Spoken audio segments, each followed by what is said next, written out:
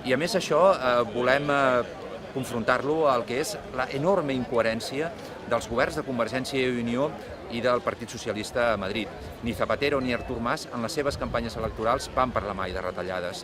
I en canvi Zapatero ha fet una política en aquests 2 últims anys de gir neoliberal i Artur Mas avui està en una veritable tempesta de retallades socials, educatives, sanitàries.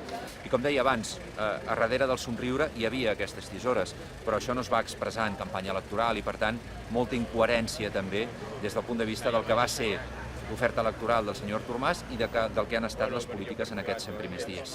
De fet, el Pla de l'Energia que hem presentat com a govern de la ciutat té previst en els propers 10 anys crear al voltant de 10.000 llocs de treball.